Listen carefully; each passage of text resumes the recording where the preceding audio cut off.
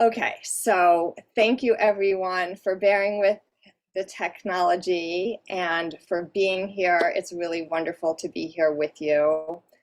I am Nadia Colburn. I'm here with Kasey. We're many of us here from all different places, and we're so happy you're here. The best way I would recommend watching this probably is you put this on speaker view. So there are so many people on the screen, then you can see me and Kasey a little bit better. And if you just go into the upper right-hand corner, there's a little box that says view, and you can do that. So this is how the evening is going to work. We're going to do little formal introductions of each other in a moment, and then we're going to be kind of in conversation with one another, with each other, Kasey and I, asking each other questions about our poems, reading poems. We really designed this as a free-flowing evening so that we both don't know where it's going to go, and we're both going to learn things over the course of the evening about ourselves and each other and poetry. And as we're asking these questions of each other, we invite you also to think of them as questions, that you can reflect on in your own life, in your own writing life. And you might want to take notes and kind of come back to them later. And I'll also be sharing the recording. And so we're going to have about 20 minutes of doing that. And then I'm going to lead you through a short meditation. And we're going to be offering a writing prompt and giving you a little bit of time to write, just so this is generative for you as well. And then we'll have some more discussion and more reading, and then another session where there's time for you to write. So that will be about 35 minutes each of those two sections, and then there will be about 20 minutes or a little longer if you want to stay longer for question and answer, where you can really join the conversation, ask us questions, and we're really looking forward to it. So again, thank you so much for being here. I'm going to give a more formal introduction of Kasey. So let me just get this. So Kasey Jueds is the author of 2 collections of poetry, both from the University of Pittsburgh Press, Keeper, which won the 2012 Agnes Lynch Starrett Prize, and The Thicket, which came out recently.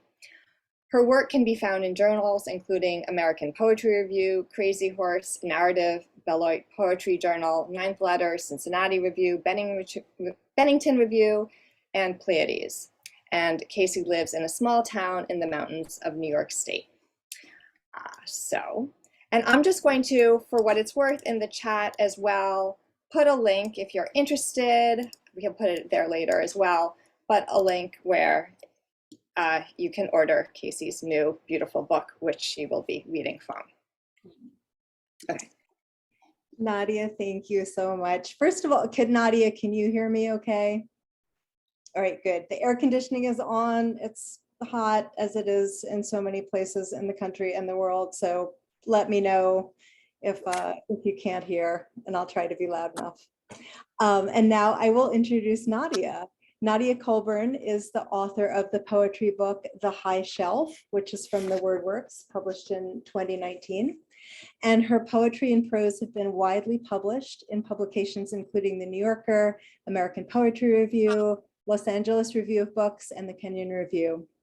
She holds a PhD in English from Columbia, and she's the founder of Align Your Story Writing School, which offers mindful embodied writing classes and coaching online. Nadia lives in Cambridge, Massachusetts with her husband and 2 teenagers. And I am going to put the link in the chat to Nadia's book, The High Shelf. And I'll add it again later as well, but here it is. And thank you again, all of you, for being here. This is super lovely to be here with all of you and with Nadia, who's such a good friend and is a poet I admire so much. Should I say how we met? Sure, if you want to. And it's kind of a cool story. Cool. We Yeah. met because I read a piece of Nadia's in American Poetry Review, actually an essay, prose piece, and it was so moving to me. I think I must have emailed you. I contacted you somehow, and I think it must have been by email just to say, I love this so much, and how can I read more of your work? And you know, that's how we became friends. So yeah, it can be a really lovely thing to, it's our work goes out into the world, and often we don't know who is reading it and how it is affecting and working on people. And it made me really happy to be able to find Nadia and to say, this was so incredibly moving to me. Your work is really important to me, because we don't always get to hear that. Yeah, thank you for doing that. And what a gift, because then I got to meet you and your work, and it's such a nice reciprocal thing. Yes. So actually, can I begin by asking Yeah. you to read, and I want to say also, I read and loved your first book, and so I was really looking forward to your second book. And then when I actually read it, I was just like, oh wow, it's like it pulls you in with this kind of level of mystery and intensity and incredible precision. Each line is so carefully written. And it just casts a kind of spell, I think. So it was so much fun to have this new book in the world. So if you could maybe read the first poem. So the first poem in a book is always kind of introducing to the readers and teaching the readers what the book will be about. It's kind of that first step in a journey. And this poem opens up a lot of things, and in the very first line is the word secrets. The very first sentence is, who keeps your secrets now? So that's a really enticing question, and it kind of leads you. I'll let the readers, the audience, listen to it, but it asks a lot of questions also, and tells a story. So if you could read that poem, and then maybe we could talk a little bit more about it, and read some more of your poems and have a conversation. Yeah, yeah, and ditto. We're gonna, ask you questions and we'll listen to your work. That was so lovely, Nadia. Thank you so much. That means a lot to me, everything you said. So this is the first poem in the book. It's called The Silo. The book is called The Thicket.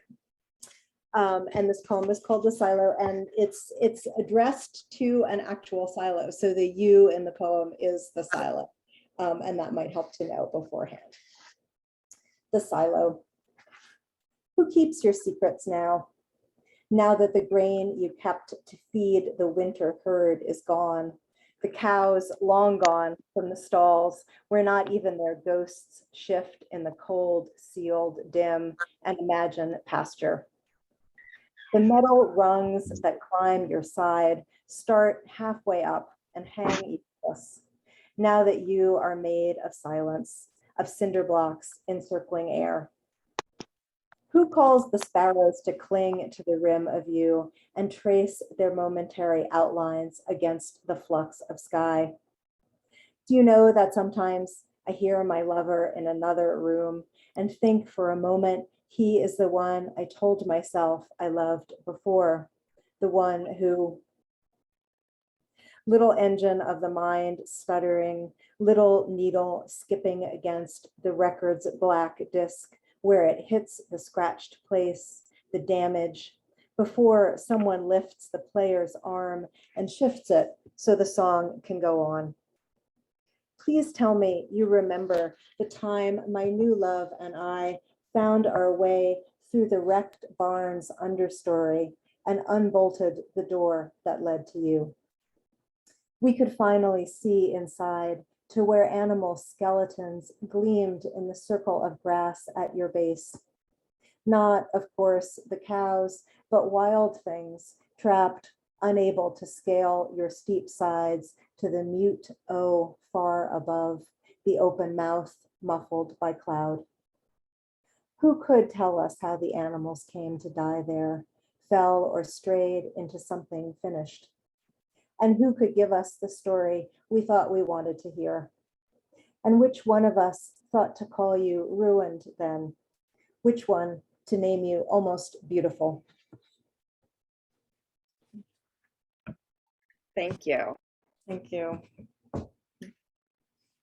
So there will be time for question and from everyone at the end. So please, we're just not able to manage like the chat and this all. So please just jot your questions down for yourself, and there'll be time for them later. I'm not a good, I should add, I'm a terrible multitasker, so I'm going to miss a lot of stuff in the chat, and I apologize. I will look at it later, and also, like Nadia said, at the end, when we have question and answer, I will be able to look at it more carefully. So it's sometimes hard hearing a poem, but the silo, right, is like where the hay is stored, right? Like, yep. Yep. But it also can be something that something falls into, right? So it's you see it from a distance. It's a really distinctive feature of a barn, and then I encourage everyone to read these poems carefully because they're beautiful, beautiful. I'm sure you could hear how beautiful they are, but they also are just richer, I find. Then you can read it multiple times and really look at what's happening. But so then there are these animals that have fallen down and died. And so they can get in, but they can't get out, which is kind of an interesting metaphor for the beginning of a book where we're going into something, but it's a little bit perhaps ominous. Like, are you going to be able to get out of here? There's some clear danger, right? There's something, but it's so interesting because there's a clear danger in the poem, but it also is so graceful and loving and attentive that it doesn't ever feel,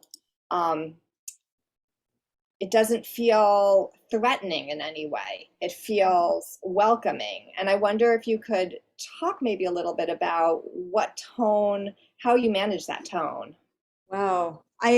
So I feel like this happens all the time when I talk to you about poems, about my poems, about other poems. I feel like you notice so much, and I feel like you've seen so much in this poem that I'm not even sure that I knew was there. So it's just like, it's such a gift and so lovely to hear you speak about it. I am glad that it feels to you as a reader that there's this, that, as you said, and you said it better than I'm about to say it, that there's a sense of ominousness or danger, but it's also not threatening, and it's also attentive. I think that is in fact the way that I feel about this physical place, which is sort of semi-abandoned. It's not in use anymore. It happens to be a real silo in Wisconsin, which is a place that lots of the poems in the book are set in this particular place, which is a place that I've known since I was really small. And so a place that I've been going to pretty much, aside from the COVID years, every year of my life. Yeah, and so there is a sense of spookiness or ominousness because it is partially abandoned, but I also find it really beautiful, compelling, strange, mysterious. I'm glad that all of those things are there for you. I don't know. This is maybe not going to be a very good answer, but I feel like I don't know how I manage that tonally. I think the way, well, I know that the way that the poem came about was I was thinking I was trying to think very precisely and clearly about these places in Wisconsin that I wanted to write about. And I just tried to, I wasn't actually there when I was working on the poem. I wasn't in Wisconsin, but it's a place that I know so well that I really tried to put myself there. And it's also a place that I know so well that the details of it are very, because I've known it over the years, the details of it are very present to me, even when I am not there. Yeah, and so I imagine that the tone that there is, or the tone that you hear and feel is there because it's a place that's so deeply familiar to me, and it's also a place that is so so very close to my heart, and also so complicated. I think if it were a place that I had a simpler relationship with, I don't think I would feel so compelled to write about it.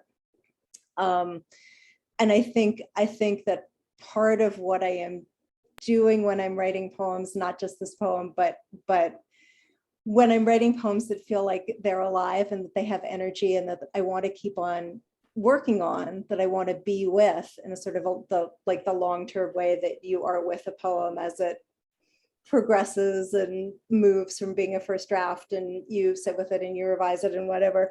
I think I'm trying to work out a relationship. And in this case, maybe a relationship with this place, also a relationship with the people who are in the poem. The people in my poems aren't always like one real person in the world. They're often combinations of people, or sometimes they're not actually even people. In this case, in this poem, there's a person who is an ex, and then there's a person who was my partner.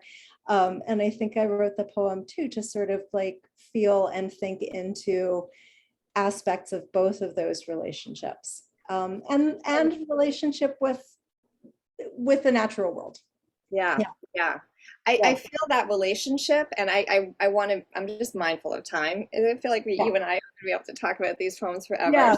Yeah. No, this But is I just wanted to highlight a few things that you said. One is that when you have an attentive reader of poems, you notice something new. And I find that often, other people will notice things in my own poems that I didn't notice, or I'll go back years later and notice things in my poems that, oh my goodness, I was doing that. That was there in my poem. As I kind of evolve, it's like, oh, well, look at that. That was in my poem to begin with. So that's such an interesting thing about poetry that I don't think we get quite as much maybe in some other art forms. But also, I think there's that tenderness, that complexity and tenderness both in your work. So do you want to maybe just kind of again mindful of time, maybe no, it's good talking about yours, but can you maybe read one more poem for us? Okay. It's been hard to choose, but what about Not All the Winds Have Names? And one of the things that's really running through the book is what can be named. And I think that's something that you and I both have in common in both of our work, working at that kind of liminal space really of what can be put into language and what can't be put into language. I think that's so true, that it's a common feature of both my poems and your poems, and it's something that I love about your poems so much. Yes, it's good that you're keeping an eye on the time, because I could just talk to you for many days straight. So this is called Not All the Winds Have Names. This is the one you wanted, right, Nadia? Yeah. And this is the way, just in case, I don't know how well people will be able to see this, but if you are visual and you like to see how poems are on the page, this is kind of what it looks like. So it's really sort of short paragraphs. It's sort of like a prose poem. It doesn't have line breaks. Not all the winds have names. Body that has never made milk. Body of unanswerable dark within. Body of list and silk, of still tender skin, limning the inner wrist. Body of the deep north, the narrow road. Body remembering, fox in the middle of the harrowed field in a linger of afternoon light. Body of chilled hands circling the teacup's heat. Body encircled by birds. Body of blush and ugly, refusing to dance, shoved hard against the playground's chain link fence. Body remembering even as it forgets. Body born for the drowning. Body of never mind, of hush now. Body of tea sweetened with sugar, milk. Body permitted sleep and dreams in which sometimes a caged rabbit, sometimes a silk scarf. Body ringing out, bells upon bells. Body chiming like the porcelain cup emptied finally of tea. ticking the memory of warmth makes within the walls, even after. Body of warmth, of seed and leaf, of wild grape jelly and bread beaded with dill. Body blown hollow, filled, of chilled hands drinking the teacup's heat. Body that forgets the forgetting, body saying your name to the emptied room, the imagined field of flowers, saying your name to you. Body of prairie never seen, of sand clinging to the soles of shoes, carried away from waves, small roughness left in sheets, remember? Body that says, abide with me, to you, to brown oak leaves scoured by cold. Body not unlike the wick of a lamp, not unlike the tracings of birds in air. Body of light through the translucent edge of the deer's ear. Body that tells the terrible story, the story that ends in stars, the story that doesn't end, that isn't a story. Body cradling the teacup, body of sugar and milk, of milk made never. Body of made, unmade, born for the drowning, of foxes and chain link and heat even after, of the screen door knocking and knocking in wind against its frame. Thank you for asking me to read that one. I don't think I've ever actually read it at a reading. You might be muted. I try to mute myself, so Oh, thank you. Okay. I don't make more I'll try to remember to do that too. Yeah, that's such a beautiful poem. And again, I encourage everyone. I think it's hard for us to share the visuals while we're reading, but also just listen to it. And then if you can get a copy, you're not going to regret having a copy of this book. But there's this incredible moment that body that tells the terrible story. The story that ends in stars, the story that doesn't end, that isn't a story, body cradling the teacup. Like that's such a, it takes you to something really difficult and then doesn't name it and comes back to the everyday. And there's this kind of repetition of all the things that body is and body isn't and what's named and what isn't. And then that image of the wind and the wind slamming that door, and what can be seen, what can't be seen, but what is felt, even if it can't be held. I mean, there's so many things happening in this poem. And you kind of keep on teasing the reader along with this story, this secret that's just kind of there, but always also a little bit at a distance. Yeah, I feel like you and I have talked about this, I think, a lot before, not only naming, which you talked about before so beautifully, but story and the idea of story, and like when there is a story and when there isn't. And I feel like I really do want to ask you about this in your own work as well, because there's times in the high shelf of naming that's very explicit, and then there are times of not naming. And there's a poem that's called Namelessness, which is one of the ones that I want to ask you to read. Yeah. Should I jump in and do that now? Yeah, that would be great. Yeah, do you want to start with that one? Why don't I do that, and then we have an idea for what we're going to do for the generative exercise for everybody. So let's why don't I just do these kind of quickly, and then we'll jump to our kind of parallel poems and lead people. So namelessness.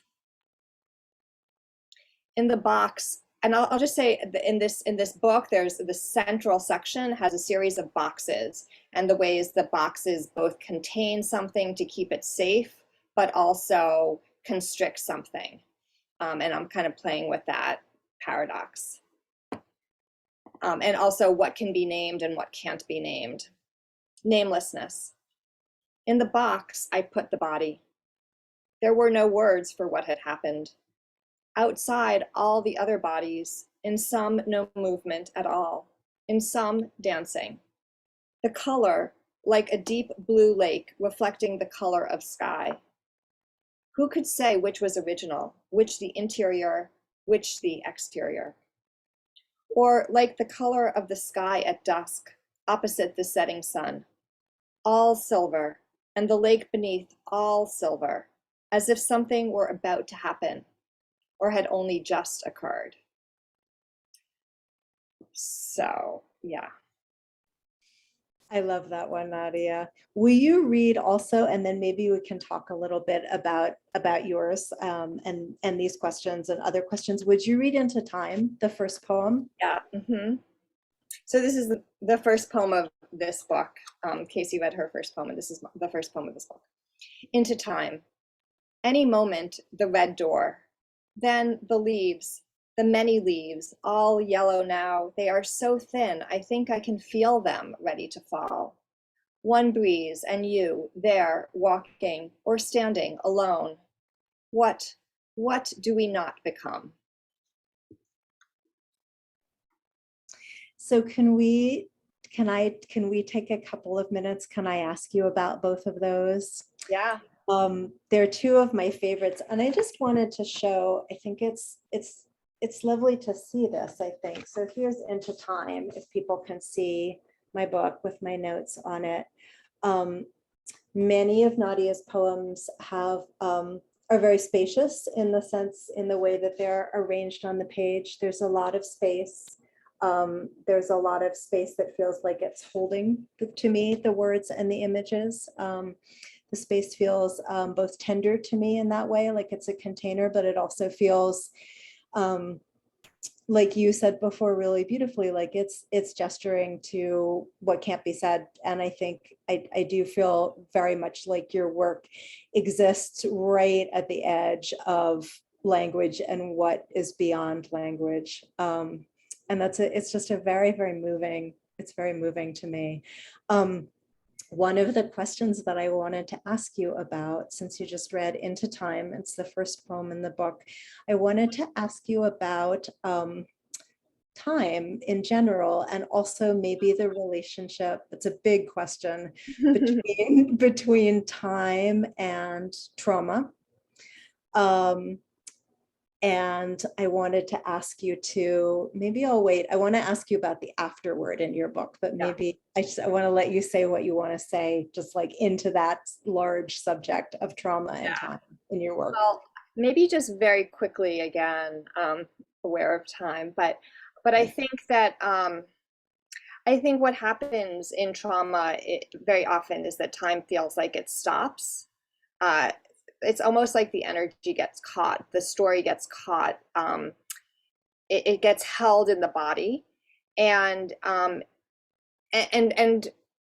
you know, science kind of shows that literally that traumatic moment gets kind of isolated in a part of the brain, and those neural pathways aren't there. So it really feels like it's just isolated, it's boxed off, but it keeps on recurring, right? It keeps on coming back. If it were just in the past and we're there, and that would be fine, right? Go away. We could just move on, but we keep coming back to it. So there's both the sense in which time stops and it's iterative, right? There's just like repetition, but with slight changes. And I think so much of the healing process is of going back and uncovering and letting that time flow again. So that ability to step into time. And I think that that's what writing can help us do, can help us shape in a new way, to go back to the past, to give language. Again, what happens in trauma also is that it gets, the traumatic experience often is traumatic because there's no narrative for it, or it's outside of the kind of collective narratives that we're used to. It feels like it shatters the world, and yet,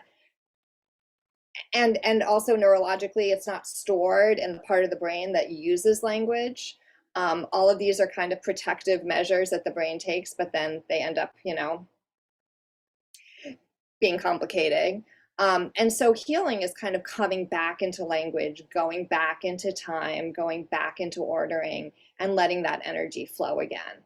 So I think that that process of writing can really help with that. And again, I think a lot of people talk about writing to heal and talking about journaling, which is so great and important and powerful. But I always like to also stress the importance of art making, of really attending to the craft also as a healing process, because it's in claiming shape, in giving something beauty that may not have beauty, which I feel like is a little bit that kind of tenderness of Silo that you read, Kasey, right? That ability to have that transformative effect to experience and to shape it and to share it also. That's a collective sharing to make it something that we then write, not just for ourselves, but also for others, make connections.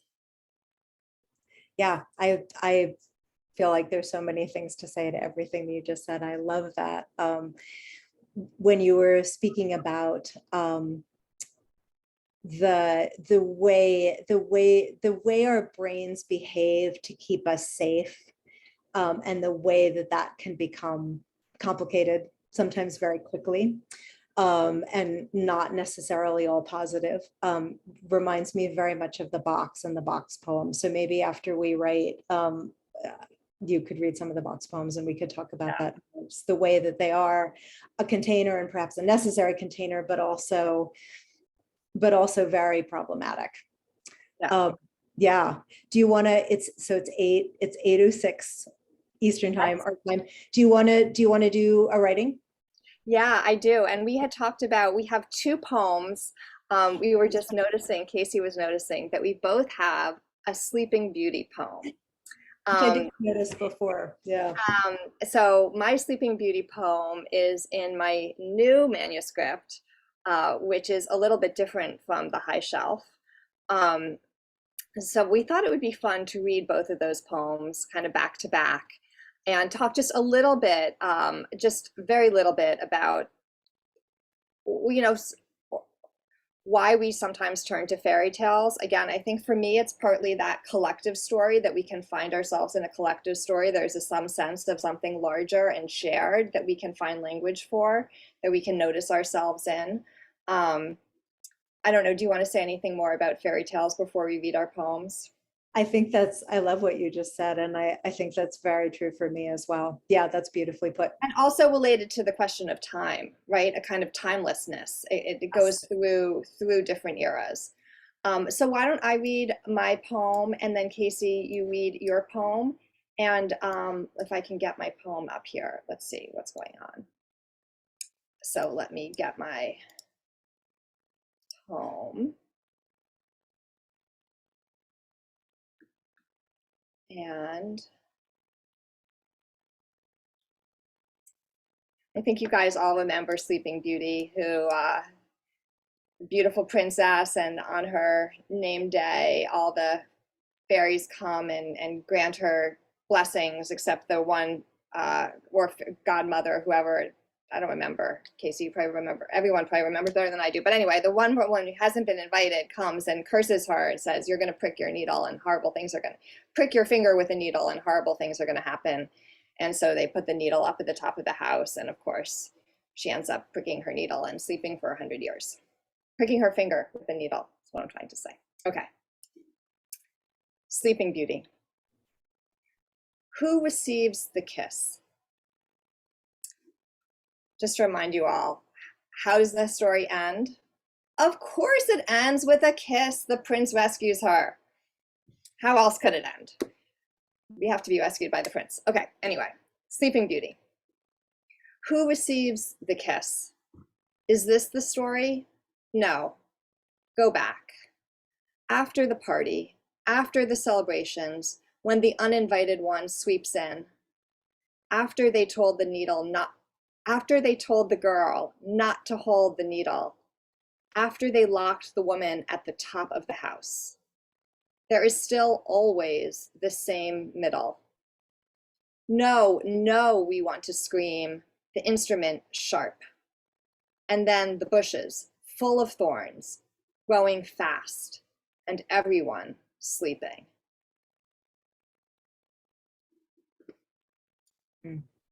I love that one, Nadia. Feels very much, I don't want to say too much, but it feels so much like the self talking to the self. I feel like you're speaking to us as readers and listeners, but I also feel like it's the self speaking to and instructing the self. And I find that very moving in poems. So this one, mine's called Briar Rose, my Sleeping Beauty poem. and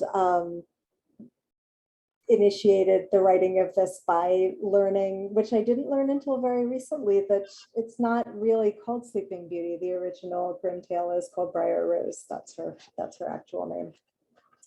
A flower. Briar Rose. For years, you called it by the wrong name. The story named for the girl, herself named for the hedge of blossom and thorn that binds her and keeps her safe. Petals interrupting the thicketed pelt of green. How easy, then, to be mistaken, to be so lost and somehow found. In the story, the girl barely sees the needle, fevered silver that abandons her to a century of sleep. But she was never called beauty. In the story, when she wakes, the story is over, and so everything can begin.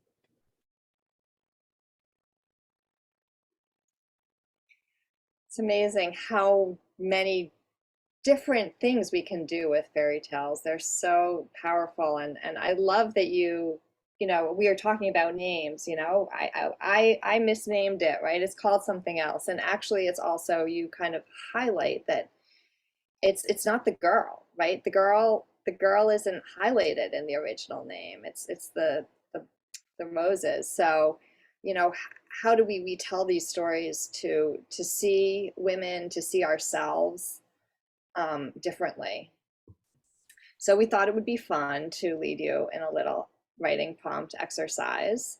If you've worked with me before, you know I always love to lead a little meditation before writing. So if you haven't worked with me before, now you know that about me, and you're going to get a little taste of it. So just bear with me if you're new to meditation. Just the whole practice of meditation is being non-judgmental and noticing.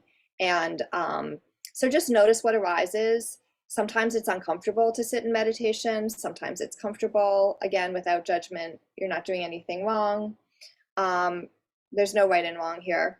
And similarly with the writing, we're gonna give you a little prompt, but do what you want with it. Write a poem if you want to write an essay if you want. We encourage you just to try to get out of your own way and write without kind of letting that critical mind come in and stop you, and see where it goes. Because a lot of these poems, I think, come from getting out of this space up here, which is also something fairy tales do, like out of that critical mind into something older, something more animal, right? There are those animals in so many of your poems, Kasey, into the body. And so we're going to kind of invite you to do that, partly through the meditation by connecting mind and body in the meditation. So if you have some writing materials, you know, you can quickly go get them or just use your computer. And this is going to be a pretty short little time together. Okay. So take a nice long deep breath, and you want to put your hand on your heart, you can do that and feel that point of connection. And if you want to put your hand on your belly, you can also put your other hand on your belly and feel that point of connection.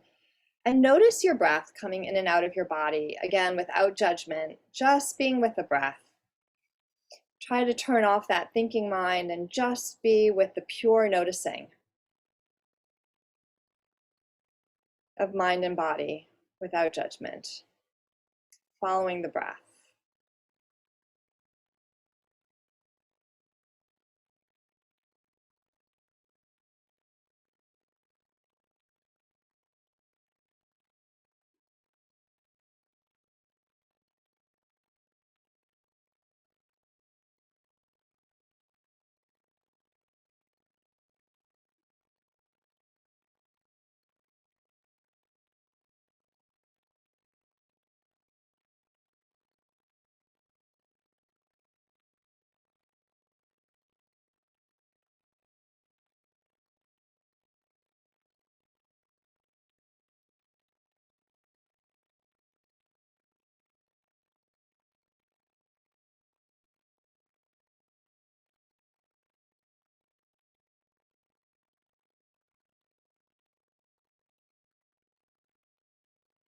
And when you're ready, Kasey, can you offer the prompt?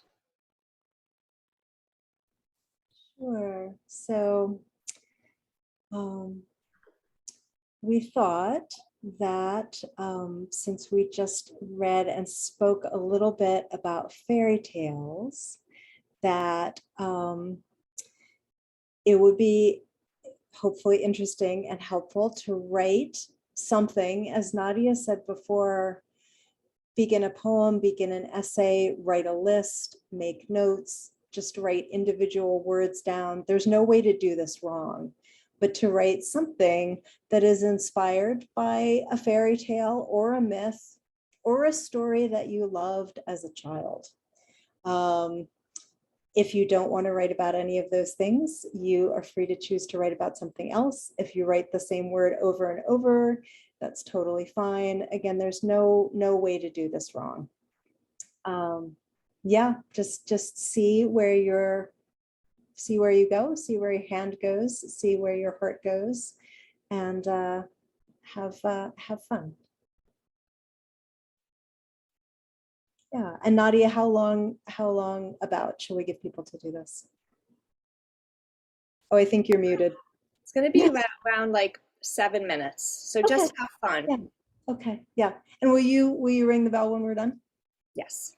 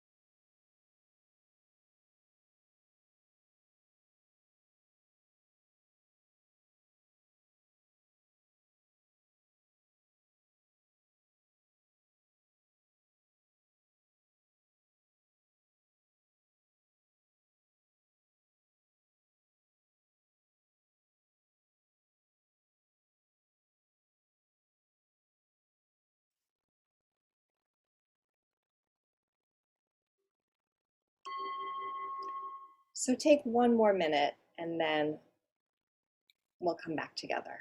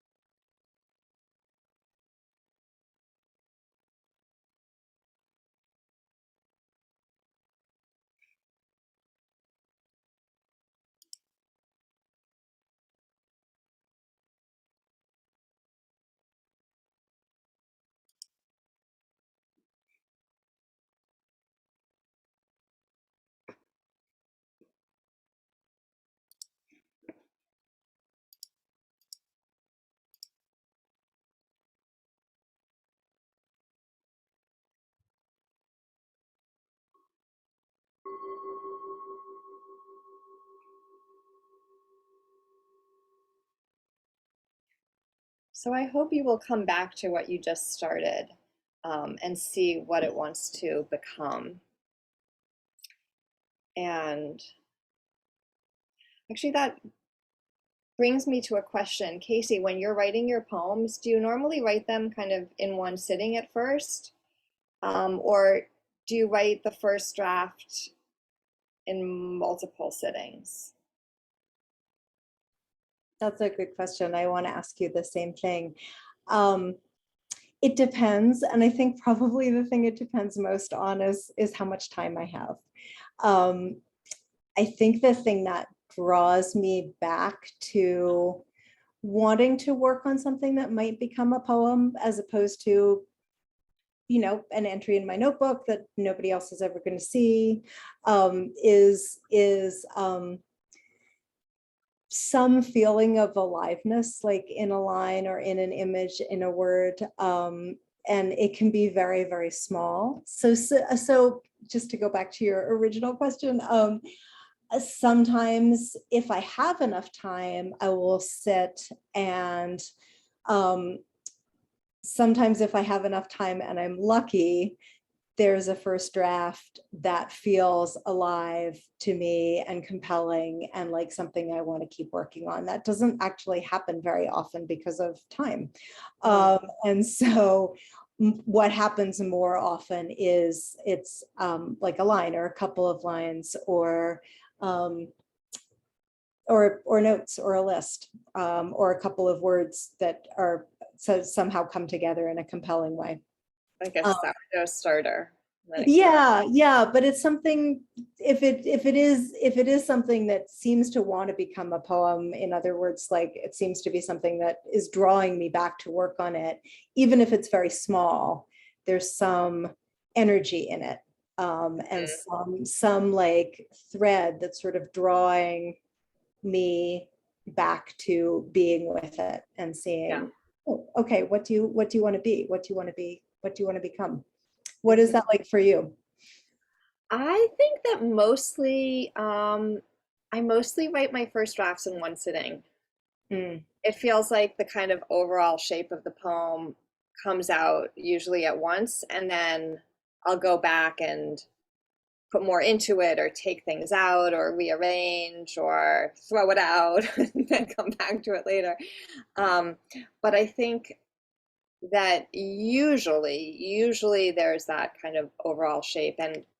Um, and with the poems in my, next book, I think it felt more like all of a sudden I would like turn on the spigot and there the poem would be.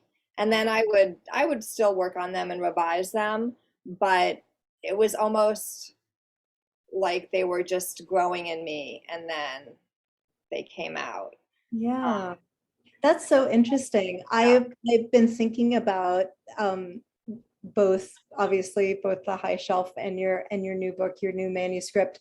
The poems in the new manuscript are longer, mostly. And they definitely feel like they have a lot of kinship with the poems in the high shelf, but they also feel really different. And it sounds like, are you saying your process is feeling different, or was feeling different when you were making the poems in the new book? Yeah, I Can you think talk so. about like how the new book is different? Yeah, and maybe we can talk a little, you can also talk a little bit about like how do you put a book together and how do you know it's Yeah. done? So I think for the high shelf, I had the project of trying to take things out and to really have, like you showed some of the poems, um, they have a lot of open space in them, a lot of blank space, like working a lot with silence and working with what couldn't be said and trying to find containers. And those boxes are partly containers for what's inside the box, but can't really be held.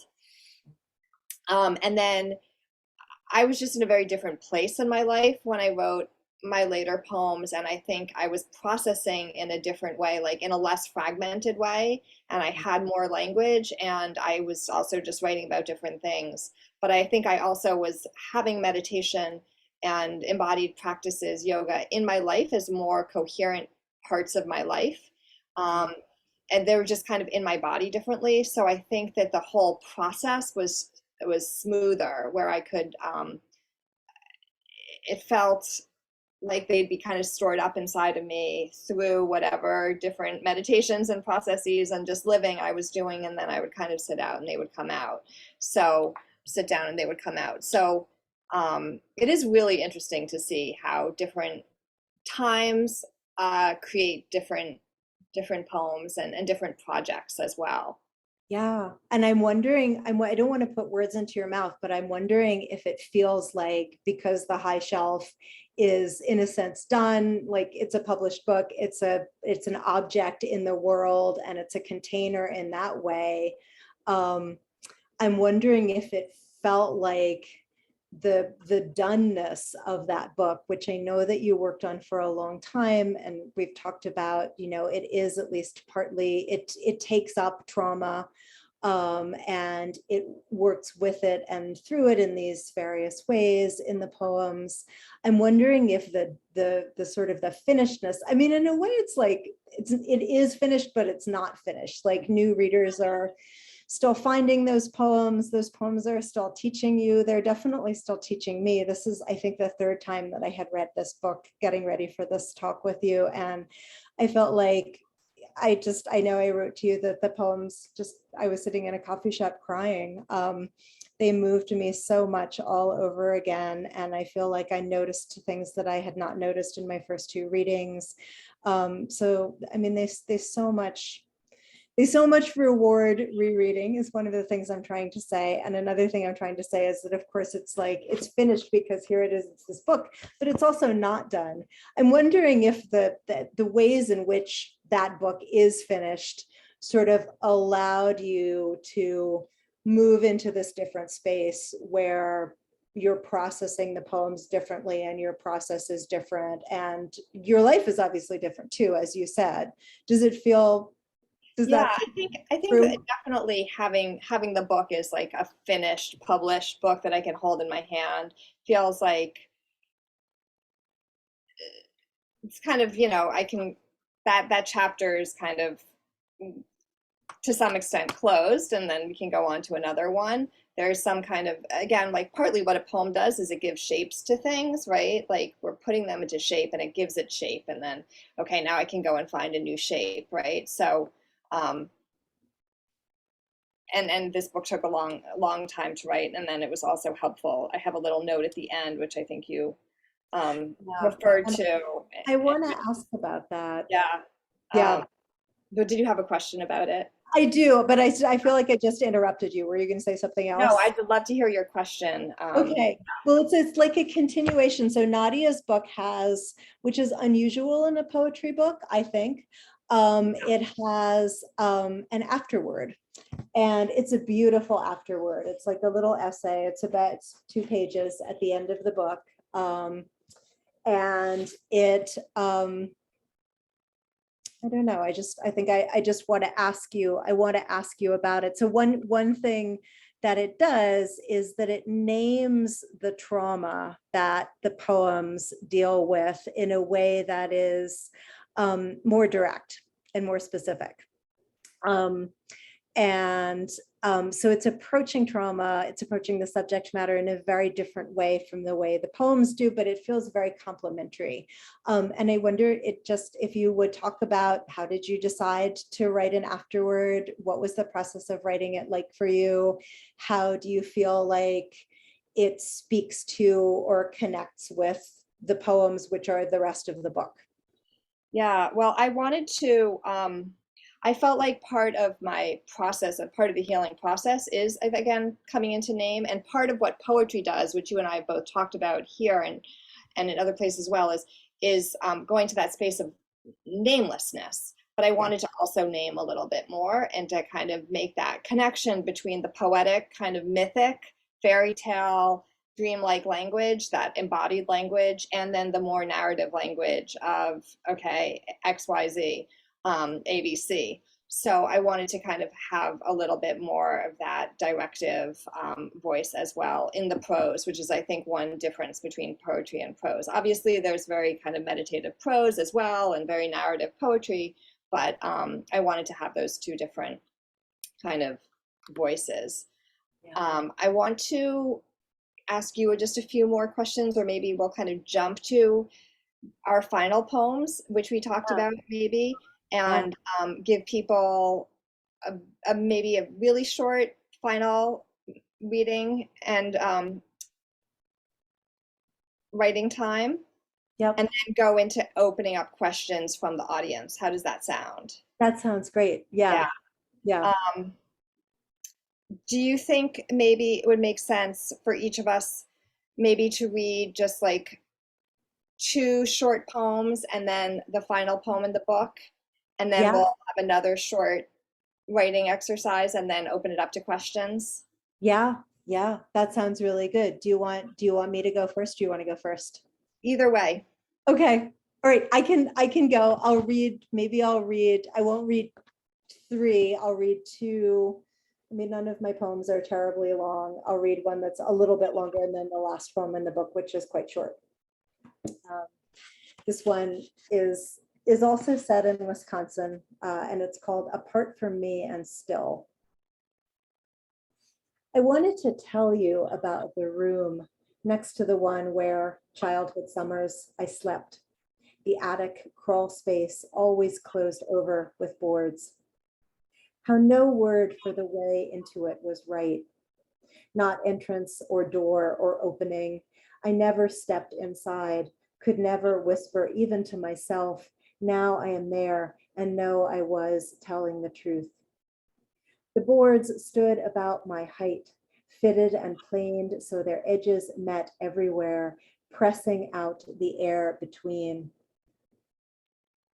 That space sealed off for me, and still we breathed and slept side by side all August as the insect murmur faded into the wavering grass and the current carrying us toward fall. The attic lived beside the house's other rooms, as the house lived beside fields and road and river and the woods grown up around the old orchard's remnant trees. At night, their windfall apples dissolved into the wide, dark mouth of the ground beneath, and the attic crept close to the other unlamped rooms and settled into a sameness between them.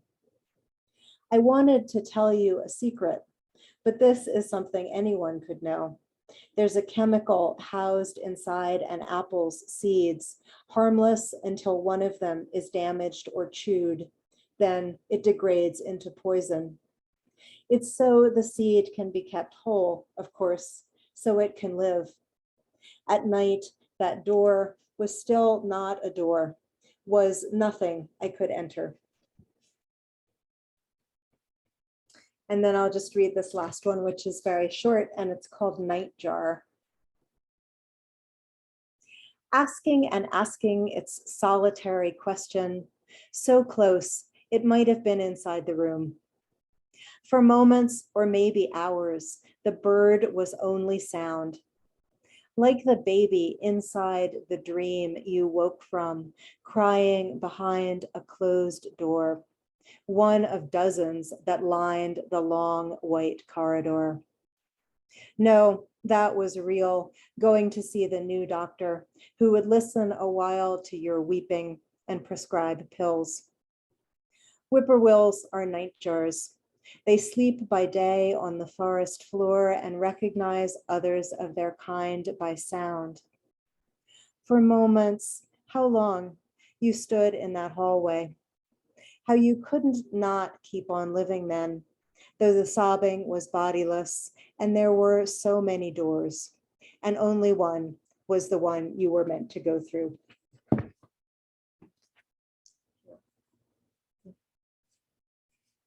All right, will you read? I love all the doors, and I wanted just to point out that that last poem, Nightjar, what an amazing name for a bird, first of all. It Makes me is. think also of Sylvia Plath's Belljar, which is so interesting. Oh, that is interesting. And but just that the all the doors in your poems, all the kind of questions and doorways that might or might not be gone passed through. So I will read just some very short poems. Let's see. So happiness. This is from the high shelf. Happiness. Wherever I looked, something opened. In the tree, a hole where the squirrel, all fall, brought its nuts. Amid the sidewalk, the little blades of grass, still strong after the first snow. Inside my house, there was my body, nestled by the bodies of the ones I loved. How had I arrived? The measurable space, the stairs so narrow that the bed frame needed to be sawed in half? Or in the dark, the inhalation, the exhalation of what? Always escaping, always calling me back. So I'll read one poem from the new collection. This is called Teach Me. Teach me how to pray anywhere. Teach me that you live not only in the open field, the cardinal singing at first dawn, but also in the concrete parking lot of the Everett Mall, in the flashing lights of Old Navy, in the wires crossing the open expanse above me. The cars speed down the highway. Their tires spin, spin. There is so much work to do. Dark oil flows over the whole land. Teach me how to praise your whole body. And then I will read the final very short poem from the high shelf. What can't be held? Gone endlessly, and I toward the future, like a sailboat to wind, like wind to the far no shore where everything turns, like and like and like to the unlike, as before me, what sings? So we wanted to leave you in another short writing time, and then we'll open it up to questions. So.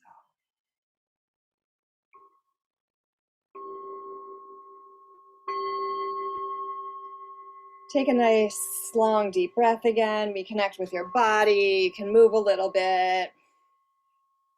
Pull out your head. Shrug your shoulders. Take some nice long deep breaths. And come back to natural breath.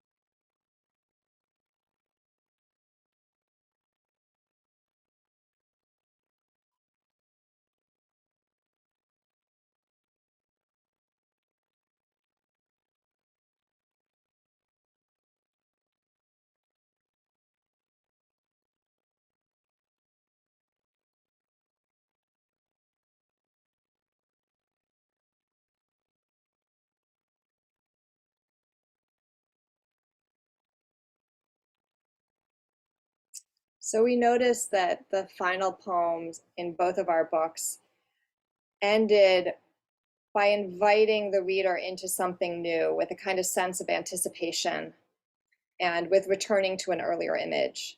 So the invitation is to write a poem of anticipation, of opening into or walking into a new space, and find an image that you can use and come back to it. And again, just have fun. We're going to have about 5 minutes here. So come out of the judgment mind, write notes, just enjoy it, see where it wants to go. Nothing right or wrong about it. Just have a good time.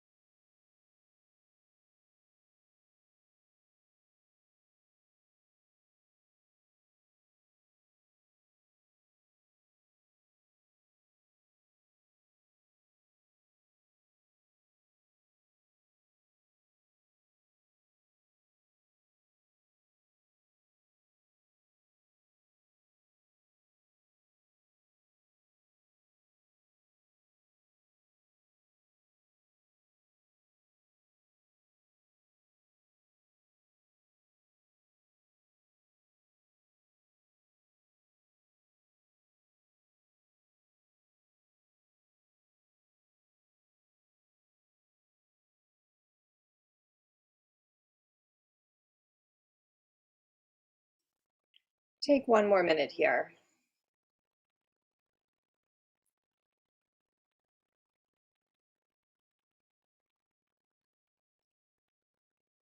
And I always like to invite people to stay connected to your body as you're writing.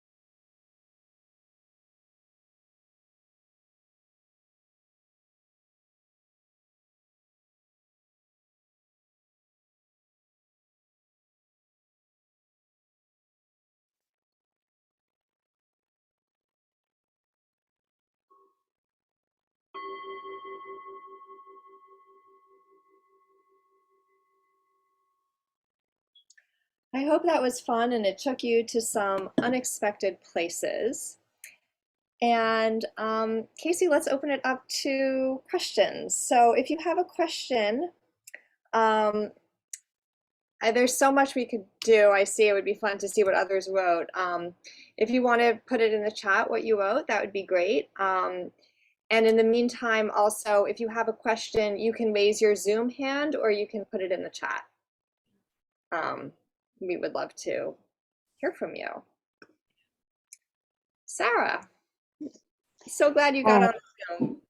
Yes, thank you. I'm so glad. I've been counting days and hours to get to this point. Kasey, it was beautiful listening to your poetry as Nadia's. My question is, how do you, both of you, how do you feel like you have to sit down and write a poem? You said if you have time, and all depends on timing and stuff, but writing poetry, I don't think you can just wake up in the morning and say, okay, I have to sit down for an hour, but today I don't have an hour, so maybe half an hour today and half an hour tomorrow, and I'm going to write a poem. How do you get to that point that you have to sit down and write something? Kasey, do you want to answer that?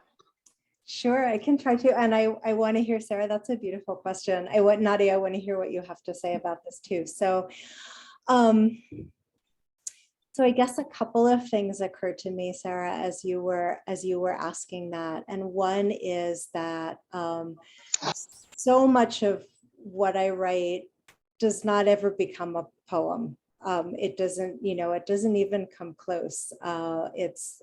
They're notes or lists or things that remain in my notebook. And that's, I don't even know what to say about that. That just feels like the way that it is for me. I think that and it's a good thing. I feel like writing, I don't write every day, but I do try to write regularly. And I feel like writing regularly literally makes me a better person, in the sense that it makes me more attentive. It makes me more centered. It helps me to touch something that feels very profound and very important to me and very true. Which could be, like, you could call it poetry or writing or art or God or Buddha nature, all of those things and maybe more, or maybe they're all just different words for the same thing or similar things. And then I guess the other thing that occurred to me was that, okay, so when something, yeah, this is the other thing I think that I wanted to say, that when something wants to become a poem, I do feel drawn back to it. So it had that working on a poem feels like it's very connected, even when it's about something that is difficult or painful. It also feels very connected to joy and to pleasure. And I feel like if there is any sort of writing, no matter how rough, that I've done that has an aliveness to it, that feels like there's kind of a thread that's drawing me back to it. That tends to be the way that I move back to something that seems to want to be a poem. And I'm hoping this is making some sense. Nadia, do you want to answer? I love what you said, and I just want to kind of maybe stress, like, the joy of it, that there is really a lot of joy in the process. So I think sometimes I'm busy, but I get so much out of writing that I find myself just like writing. I personally, because this is also something I feel like we could have there's so many other things we could have talked about. And one thing we were going to talk a tiny bit with my afterword about poetry and prose, but and I know you're writing prose now. I sometimes write both poetry and prose kind of simultaneously, but I found more often I'm either writing prose or poetry for kind of months or working on a project.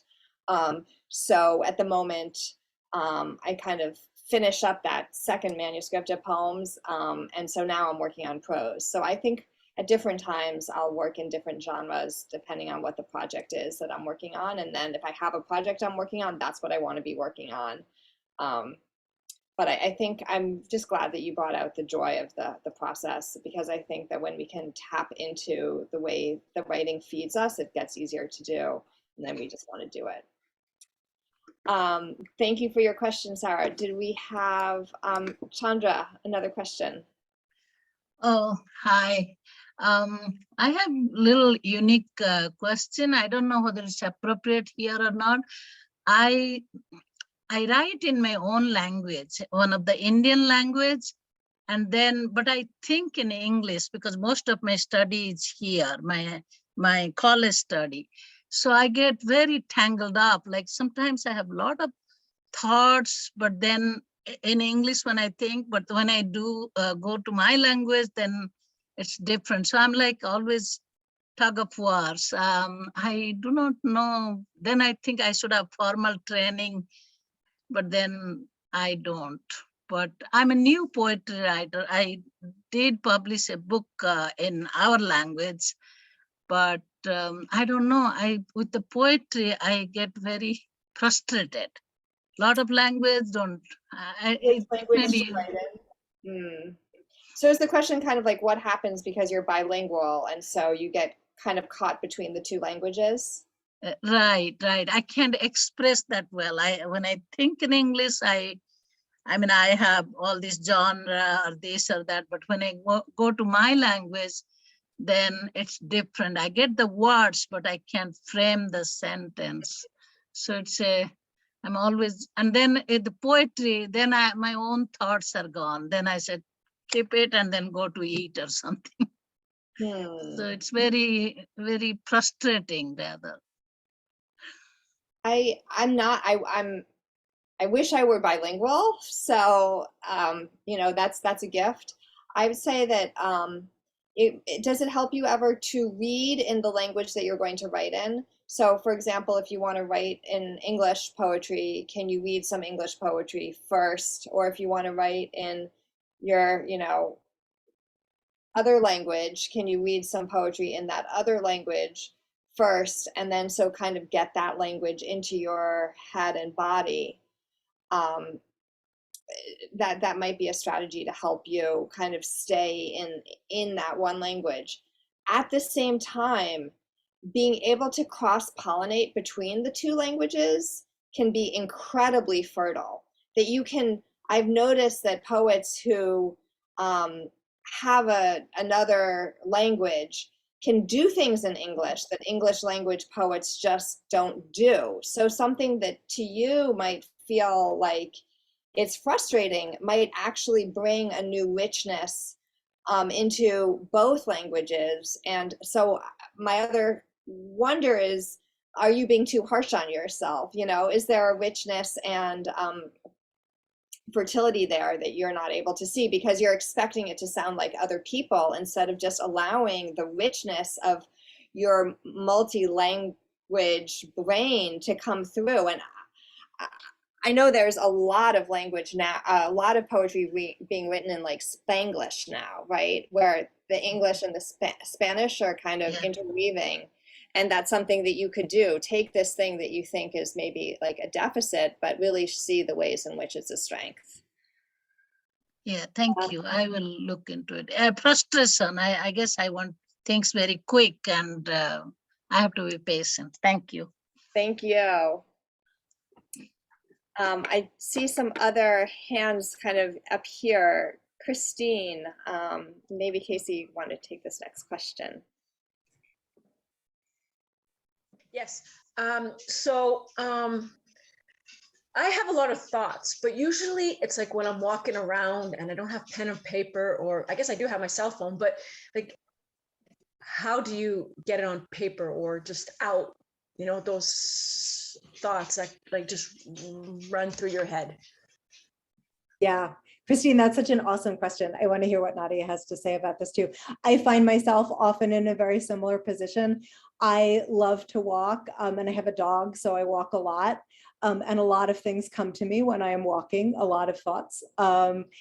I did recently start, just like as a practical thing, I have started to use the Notes app on my phone, and I figured out how I can dictate into it. So I sometimes do that. I sometimes do have like just a piece of paper in my pocket and a pen. And so I can sometimes jot things down. I think walking is such a powerful way of being with or inside our writing. I often feel like when I am stuck, I literally need to move around. I need to go for a walk. I need to walk around my house. I need to do something that is physical, that makes me move. And that seems to somehow shake loose the stuckness a little bit. So walking is, it's so good. I feel like it's just so necessary. And yeah, there definitely are those practical things. I also wear glasses, so I can't see like close things without my glasses. So I do have to like stop and put on my glasses and take out the piece of paper and jot something down. I also think too that it's good to trust your muse or your unconscious, that if there's something that your muse or your unconscious or whatever you want to call it really wants you to get, I don't think there's just like one shot. I don't think it gives you just one opportunity. I think if there's something that our deeper self really wants us to understand, I think we'll come back. So if you are walking and it's like not a good time to write something down, or it's not a good time to dictate into your phone, I think that if the thing is important, it will return to you, and it will return to you at a time when you might be more able to write it. I had, when I was sitting in a meditation retreat and not allowed to read or write, I had this almost never happens to me, but I had like a whole poem kind of appear to me. And I said to it, I can't write you down right now. I am not allowed to, but can you please come back later? You are important to me. I really do want to write you down. And that worked. So that's another thing that you can try. If it's not a time or a space when you can actually write, you can say, please come back. I'm listening to you. I'm paying attention. I want to write you down. I love that. That's awesome. I know that we're getting to be almost 9 o'clock. I can stay later, and I think Kasey, you said you could stay a little bit later. For those of you who can't stay later, thank you so much for being here. I will put we would be so honored if you were interested in reading our books. They're very easy to buy. I will put the links in the chat again.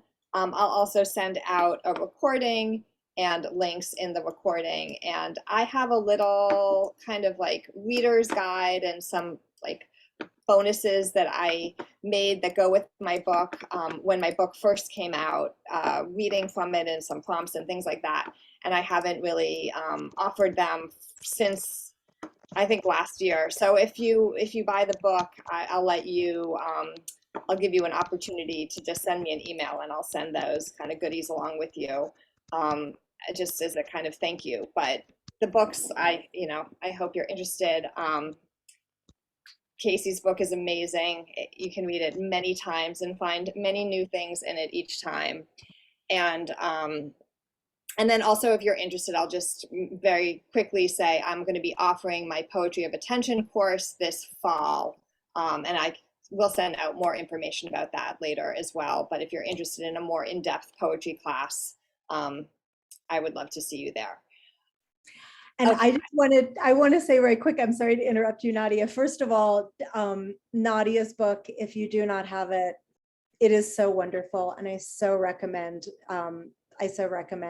finding a copy, buying a copy. It is beautiful. And the poems are so, they're so full of depth. I could talk for a long time about how much I love this book. It's so very worth being with these poems.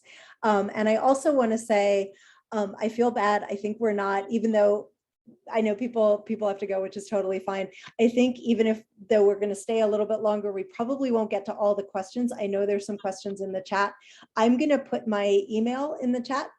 And if you have a question that you think of later, or if you have a question now that we don't have time to answer and you want to email, please feel free to do that. I feel sorry that this, people's questions are great, and I feel sad that I think we're not going to get to all of them. So I'm putting my email in the chat just in case you would like to write and ask anything. I can send that out again as well. And And now, thank you all so much for being here. yes, thank you. And this is where we're staying around. So We'll stay, yeah. but we also understand if you need to go, it is Yep. late. Good And night to everybody who yes. needs to go, and thank you for Yes. being here. Yes. All right. Should we answer a couple more? Let's go for it. So Hatis, am I pronouncing your name correctly? Do you want to unmute yourself?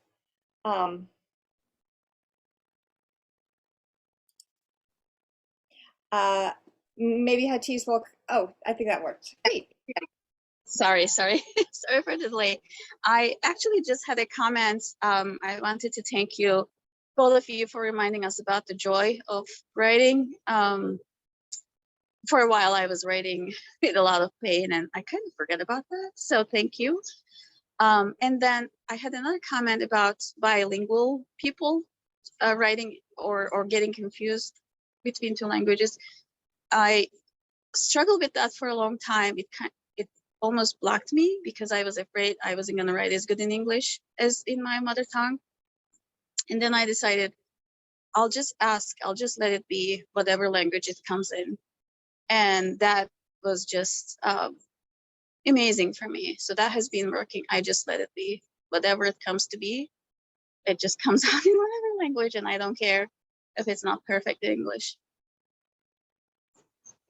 Thank you. Thank you for sharing. Thank you.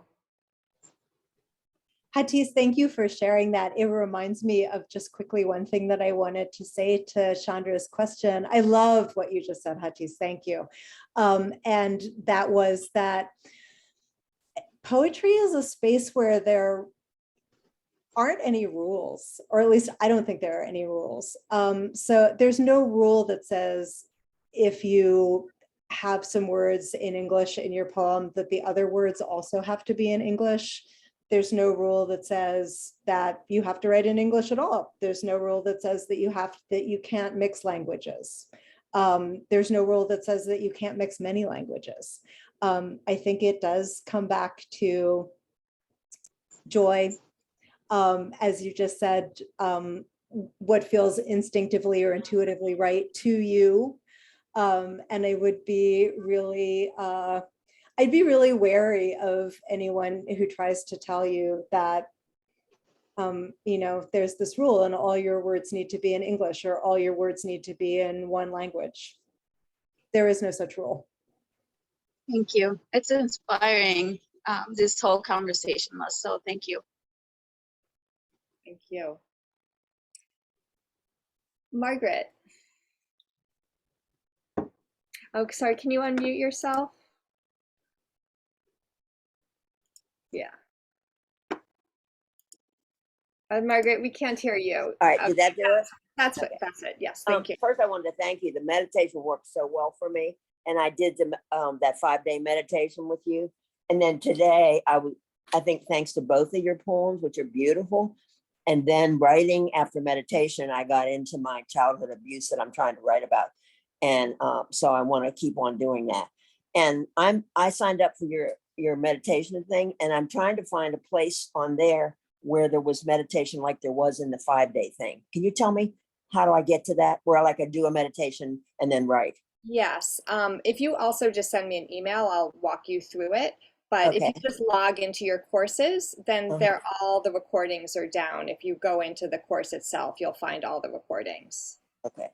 But My just problem is send me an email. I Just don't. respond. My problem is I don't know how to save on the computer, so I have to find it on your email. Find the course that way.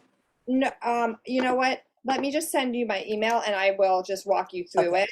Thank you so much. It's very easy. Once you know how to do it, you won't Okay. have a problem.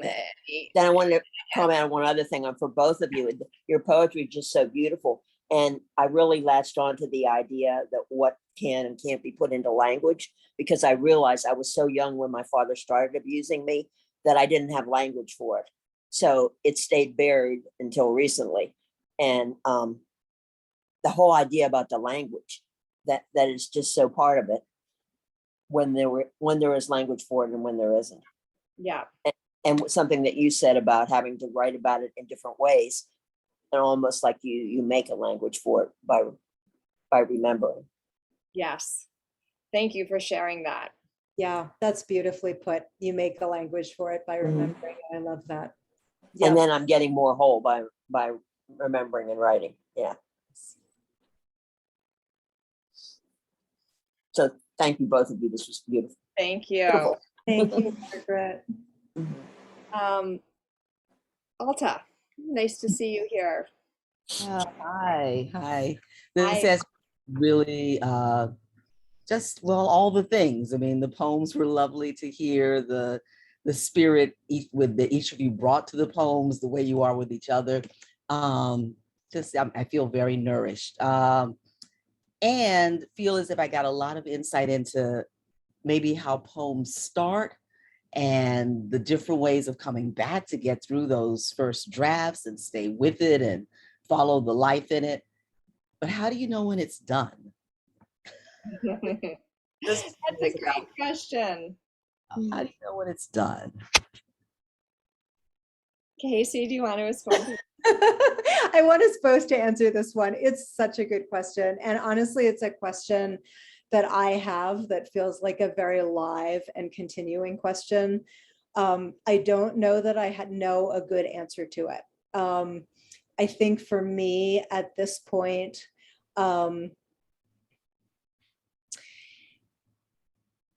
when a poem feels done, I have some sort of sense that I have,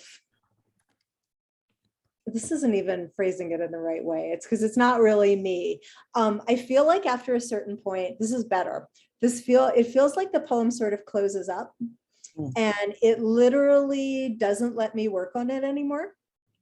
And then when the poem gets to that place, then there's the question of, okay, is this a poem that wants to be in the world? Does it want to, does it want me to send it out to try to get it published?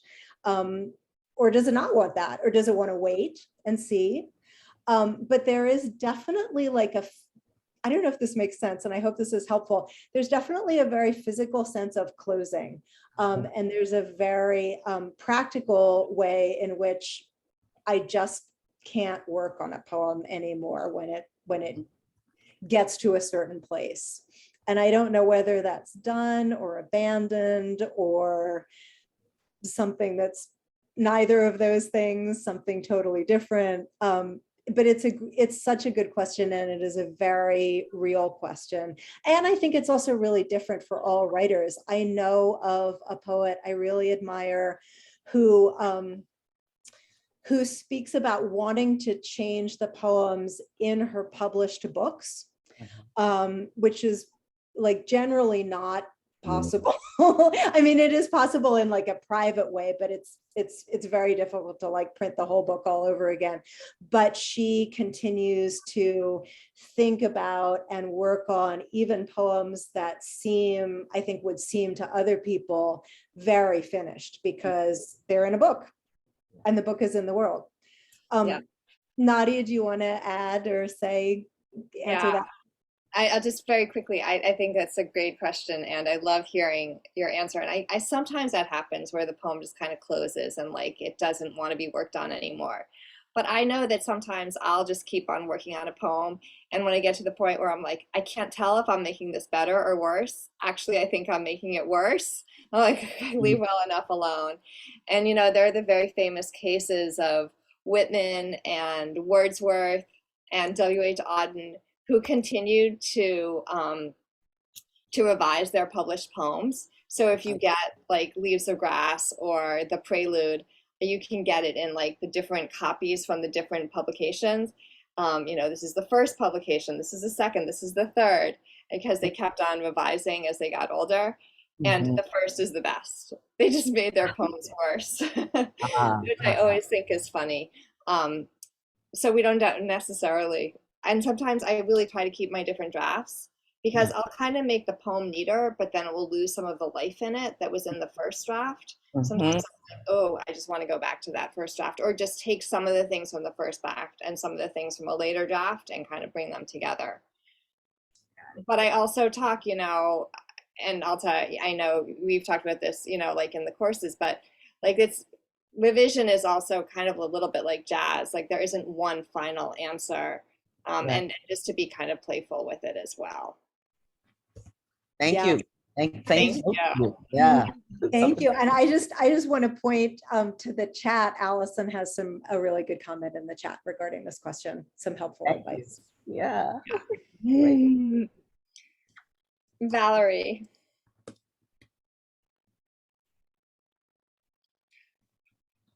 And can you unmute yourself?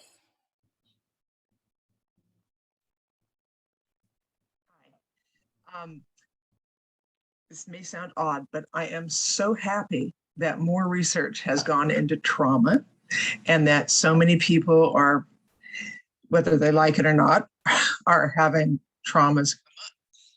When I was really involved with a university group. Something weird happened to your sound. All of a sudden I can't hear you anymore. Like the first words were very clear and then I couldn't hear you.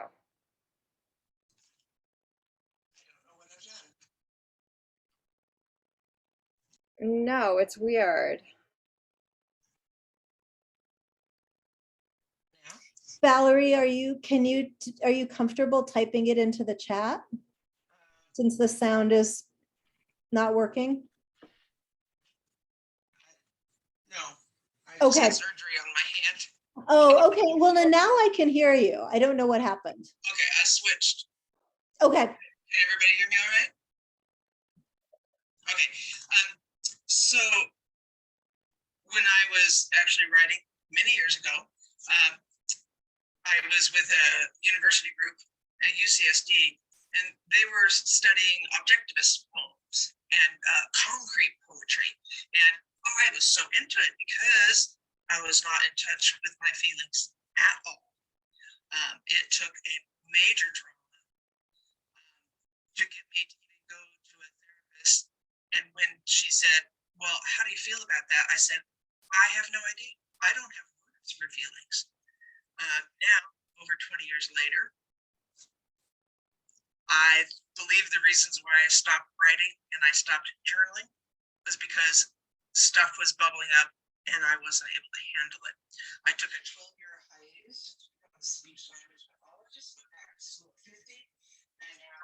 Wait, can you come closer to the screen again? I feel like when you maybe lean back, we can't hear you. I went back to school at 50 to become a speech language pathologist because I needed another career, but also in weird ways to find my voice, only to find that I don't really like the career jobs that I have. And now I'm trying to tap into my writing and my art to give me sustenance.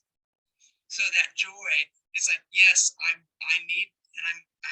braving all of those very uncomfortable feelings so that I can write and transform them into something more beautiful, I guess. Thank you. Yeah. So you really just like terrible caliprod, you know? Thank you so much for sharing that. Yeah, that was a journey. And also I think it was interesting when you talked about the objectivist poems. Like there's this kind of male, if people will, let me overgeneralize a little bit. I know this is a stereotype, but a kind of traditional, we're going to distance ourselves from our feelings method that really is not helpful, right? Like that really doesn't lead to growth. And they would name things like, oh, it's confessional poetry, and that doesn't matter as much. It's like saying craft compared to fine arts. There's not really, that there is a hierarchy, but yeah, I think hopefully that has kind of gone by the wayside a little bit. Yes. Thank you. Thank you. Valerie, thank you for sharing that. That was so moving to me. Thank And you. also, Thank you for doing your work, for doing your writing. for being with it and coming back to it. And also, I think when we do this personal work, we're doing collective social work as well. You know, like that all of us individually are creating collective change by showing up, by writing, by integrating, by bringing the mind and the body together, by talking about those, by naming what hasn't been named. All of that. It's really powerful, important work, and it's a siblinghood. A lot of us are sisters. But I saw that there are some men here too, and I'm so glad. And you know, we don't need to even have gender, but I think that there's a real collectivity and a real strength in community, that we all are supporting one another in doing this work. I totally agree. 100% with what Nadia just said. There is no way in which this work is selfish. And if anyone ever tells you that it is, they are wrong. It's very simple. This work is for the good in so many ways. Yes. Nadia, should we do, I'm noticing the time, should we do one more question? Let's do one more. I think that's perfect. And I see one more hand, so it's perfect. Julie. And could you just unmute? Go. Okay. I'm signed up for your other class that you're doing, the writing class, and I have been ill. I fell down a flight of stairs, and there have been a lot of things going on, so I really haven't started. But this, your prompts and your work with the poetry has given me many ideas. For one, I think that I'm going to unlock a lot of things through the idea of Pandora's box, or as we have in the Pacific Northwest, the box of daylight. With that is going to unlock for me, and I'm going to be doing my writing. And I thank you very much. Thank you. I'm glad you're doing better. And, you know, I like it that these online courses, one thing that's nice about them is that they, you know, have ongoing access. So Yes. the same thing with this recording, you know, those of you who are here, you can watch the recording again, you can work with the prompts again.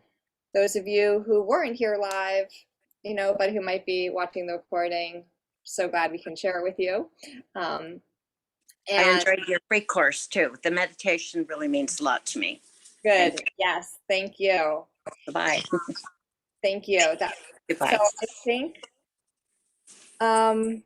with that, maybe we will close. I'll just put, Kasey, did you put the link to your book? I'm going to do that one more time. And I just put the link to buy Nadia's book in the chat as well. And I will do yeah. your book. This has been such a delight. I'm really grateful to all of you for being here. I really am. People's lives are super full and there is much to pay attention to. And so the fact that you all were here and were so generous, I could really like feel your listening and your attentiveness. That was so moving to me, and I'm very, very grateful. And I'm super grateful to you, Nadia, for your friendship and your work in all ways, your work, for doing this with me. Thank you so much, Kasey. And as Kasey said, thank you all so much for being here, either live or, you know, those of you watching the recording. And I want to stress again, you know, this is a collective endeavor. So I think that poetry feeds poetry and writing feeds writing. And read as a writer and listen to your own voice and develop your own voice and trust yourself and enjoy it, right? I think that's what maybe we'll like, just enjoy the process and see where it takes you and let it be a journey of discovery. So again, thank you so much. We look forward to staying in touch, and be very, very well. I'll ring the bell one more time. Thank you.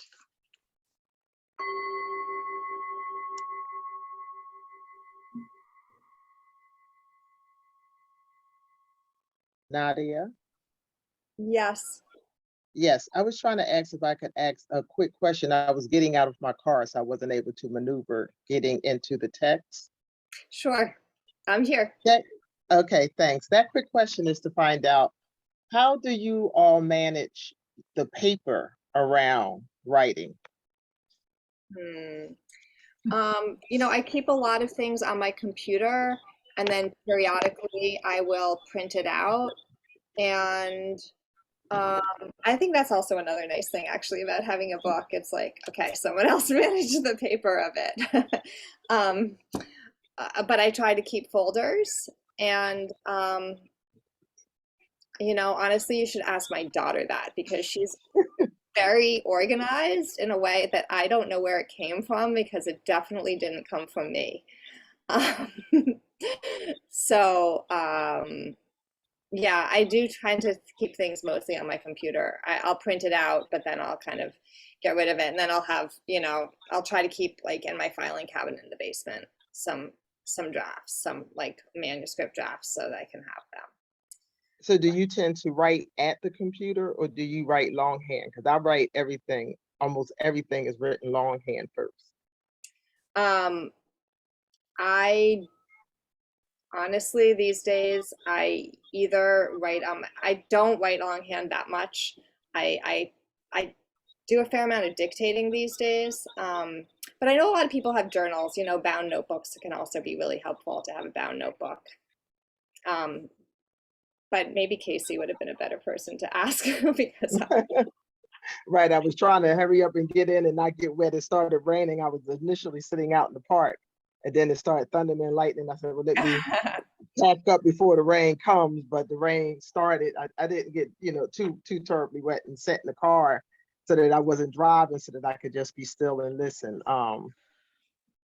But thank you for the workshop. I will be in touch. I have been doing my 31 day, and I still, like I said, I write longhand. I've been doing it after I come from the Y, and I sit right down and try to interact with it, and then come back if nothing comes to me. But I'm just like trying to deal with the paper side. I already have a lot of paper in my life, and now I have more, because if I'm in different writing groups, I try to keep the writings from the different groups in that folder. So, but thank you. And I'll be in touch, because I have a question. I don't know if I have a link to all that I'm supposed to have. So yeah, I'll send you a message. yeah, send me a message. And as Kasey said, I can share Kasey's email, and you have mine, because I've been sending out emails, and we're easily accessible. So I wish Okay, you and when we get the recording, we'll be able to see some of the things that came up, because I usually am at my computer, but I was working from my phone today. Yeah. Thanks again for the offering. Thank you. Great to be with Okay, you. Great to be be with well. you all. Thank you all, and be very, very well. Have a wonderful evening. Thank you Thank all you. so much. Have a wonderful evening. Good night, all. Good night. Bye-bye. Good night. Thank you. Thank you so much. Bye. Bye-bye. Oh.